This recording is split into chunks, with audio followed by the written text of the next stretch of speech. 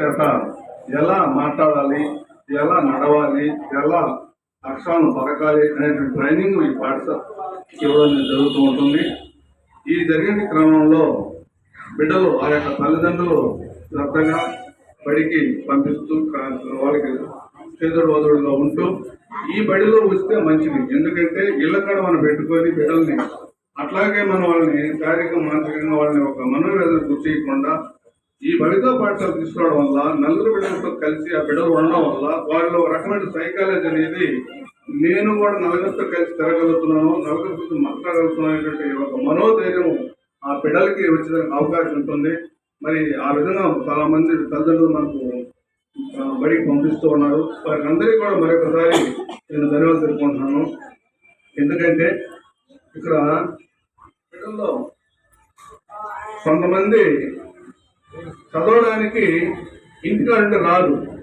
ఆ బిడ్డ చాలా మంది ఇలాంటి అంగవైకల్యం బిడ్డలు మంచి స్థాయిలో కూడా అంటే నడవలేకపోయినా నాలెడ్జ్ ఉండి చెప్పగలిగినట్టు మాట్లాడినట్టు బిడ్డలు అందరూ కూడా ఈరోజు మంచి స్థాయిలో ఉద్యోగాలు చేస్తున్నారు. అవన్నీ కూడా ఇలాంటి భవిష్యత్ స్కూల్లో వచ్చి ట్రైనింగ్ పొంది నార్మల్ స్కూల్లోకి వాళ్ళు జాయిన్ అయ్యి ఆ బిడ్డలతో కూడా చదువుకోవాలనేటువంటి గవర్నమెంట్ ఉద్దేశం ఉంది. అంటే కేవలము ఈ బడిలోనే కాకుండా మనం జనరల్ స్కూల్లో కూడా బిడ్డలు చేర్చవచ్చు. ఎప్పుడంటే ఇక్కడ ట్రైనింగ్ పొంది ఈ బిడ్డ బాగా తయారయ్యి చదవగలడు, రాయగలడు, మాట్లాడగలడు, తన యొక్క ఎక్స్ప్రెస్ ని ఇవ్వగలనేటువంటి భావన కలిగినప్పుడు ఆ విద్యార్థిని ఆ బడిలో చేర్పించి ఆ విద్యార్థులతో కూడా ఒక ఫ్రెండ్షిప్ నేచర్ ని డెవలప్ చేయడానికి. ఎందుకంటే కేవలం ఈ బిడ్డలు ఉంటే ఆ బిడ్డలు అక్కడే ఉంటే ఆ బిడ్డలకి ఈ బిడ్డల పట్ల ఈ బిడ్డలకి ఆ బిడ్డల పట్ల ఆత్మీయమానం అనేది పెరగదు.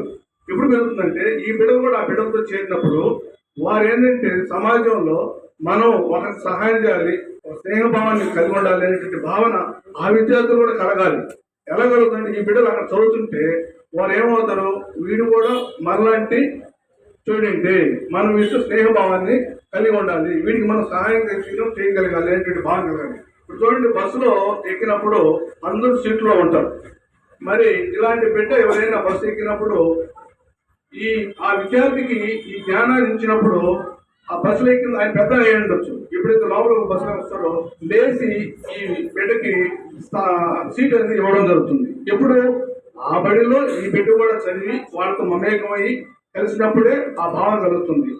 మొన్న ఈ మధ్య కూడా ఒక వీడియో వచ్చింది. ఏమని వచ్చిందంటే ఒక ఇలాంటి బిడ్డని జనరల్ స్కూల్లో చేర్పించారు. అక్కడ ఒక స్టూడెంట్ ఆ బిడ్డతో స్నేహం కలగలుగుతుంది. వాళ్ళిద్దరు కలిసి ఆ పేరెంట్ తండ్రి వచ్చి ఆ బిడ్డతో అటాచ్ చేస్తాడు. నేను ఆ అబ్బాయితో ఆడుకుంటాను, ఆ అబ్బాయితో కలిసి తిరుగుతాను అన్నప్పుడు ఆ తండ్రి ఓకే చేస్తాడు. చేసి ఆ బిడ్డకి అక్షరాలు రాసే క్రమంలో కావచ్చు, బొమ్మలు గీసే క్రమంలో కావచ్చు, ఫస్ట్ క్లాస్ నుంచి ఈ బిడ్డ ఆ బిడ్డకు సహాయం చేస్తుంటాడు. తల్లి ఒకరోజు బాధపడుతుంది తండ్రితో, ఆ బిడ్డ తండ్రితో వాళ్ళ భర్తతో, ఏమండి మన బిడ్డని ఆ విధంగా ఆ విద్యార్థులు చేర్చారే, వాడు ఫ్రెండ్షిప్ చేస్తున్నాడే, వీడు ఏమన్నా రేపు ఈ విధంగా ఏమన్నా వాడు మా సైకలాజికల్ గా డెఫినెట్ కావాలని ఆ బాధపడింది.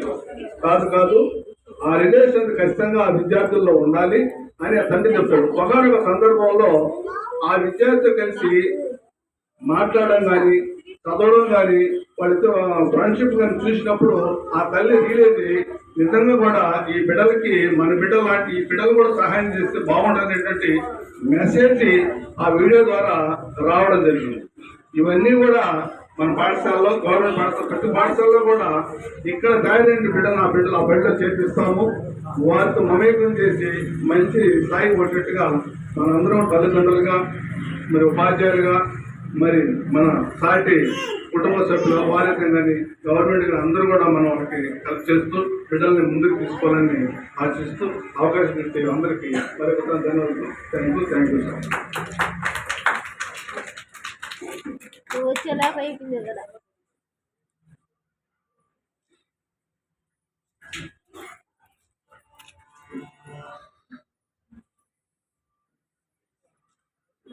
చాలా థ్యాంక్స్ సార్. చక్కని విషయాలు పిల్లలకి, తల్లిదండ్రులకి అందరికి కూడా తెలియజేస్తారు.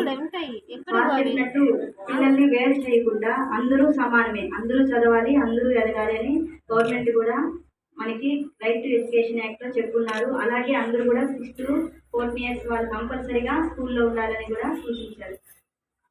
అదే పరంగా మేము కూడా ఫాలో అవుతున్నాము. అంతేకాకుండా ఇక్కడ ట్రైనింగ్ ఇచ్చినటువంటి పిల్లలు కొంతవరకు మెరుగైనట్లయితే, అంటే పక్క పిల్లలతో కలవగలుగుతున్నారు, ఇబ్బంది పెట్టట్లేదు, కొంచెం మాట్లాడగలుగుతున్నారు, చదవగలుగుతున్నారంటే వాళ్ళని మేము మెయిన్ స్ట్రీమ్ చేస్తున్నాము. అలాగే నార్మల్ స్కూల్లో అలా చాలా మంది పిల్లలు కూడా మన పాఠశాలలో ట్రైనింగ్ తీసుకొని నార్మల్ పాఠశాలకు కూడా వెళ్ళిన వాళ్ళు ఉన్నారు. అంతేకాకుండా last year 5 members 10th exams కూడా రాశారు. వాళ్ళు కూడా 3 పాస్ అయ్యారు. వాళ్ళు ఒకరు వచ్చి కాలేజీలో జాయిన్ అయి ఉన్నారు. ఒక బాబు వచ్చి ఈ బాబు మన పాఠశాలకే వస్తున్నాడు. ఆ బాబు వొకేషనల్ ట్రైనింగ్ అనేది వెంకటాచలంలో ఇప్పిస్తున్నారు వాళ్ళ పేరెంట్స్. కాబట్టి కాలేజీలో జాయిన్ చేయించలేదు. ఇలా చాలా వరకు పిల్లలు మెరుగు అవుతున్నారు. పేరెంట్స్ సహాయము, వాళ్ళ సహకారము చాలా చక్కగా ఉంది. మనం ఏమైనా ఇక్కడ చెప్పిన విషయాల్ని కూడా వాళ్ళ ఇంట్లో శ్రద్ధగా పట్టించుకొని పిల్లలకు కూడా కొంచెం రాయిపిస్తున్నారు, ట్రైనింగ్ ఇస్తున్నారు. ఈ సందర్భంగా విచ్చేసినటువంటి MAO1 శ్రీనివాస సార్ గారికి స్వాగతం సార్.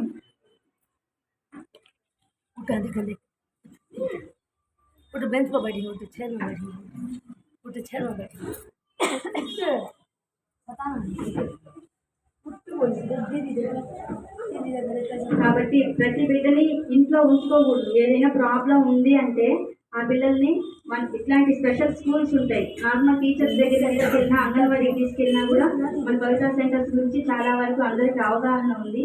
వాళ్ళు చెప్తారు. మీరు కూడా పిల్లలు పక్కన ఎవరైనా ఉంటే, మీ ఇళ్ళ పక్కన పేరెంట్స్ కానీ ఇక్కడ ఉన్నటువంటి ఎవరైనా కూడా